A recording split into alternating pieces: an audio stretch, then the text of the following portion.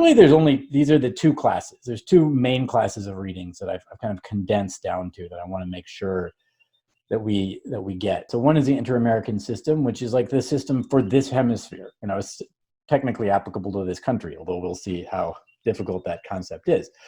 But you know, that's your bedrock human rights system, okay? And I really think it's important for you guys to walk away with some understanding of how, you know, this system operates, like its basic parameters in history. So that's what we're going to do today, and the controversies about it. And then the other one is litigation. Right, and this has been in the background. We know that there has been human rights litigation, actually going to court, suing companies over human rights violations, suing governments over human rights violations.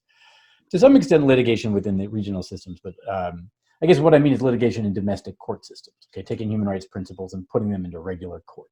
Okay, very controversial history, and that history is really, like I talked about, it's framed the backdrop of business and human rights, which is more of the non-legal, you know, transnational social process. Which was formed in a sense to opposition of difficulties, if not the utter foundering of the enterprise to try to litigate human rights in national courts, which has been very, very difficult.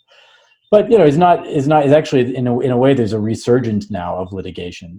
There's very important decisions in the UK and in Canada have really kind of started to open the door. So the US was the first jurisdiction to take human rights litigation in national courts very seriously, and then killed it off. Now you're seeing other countries try different approaches. So, you know, it's still an open question, and it also is very important to understand the experience of human rights litigation in national courts to understand the relevance of other avenues, right? Going to regional human rights systems, UN bodies,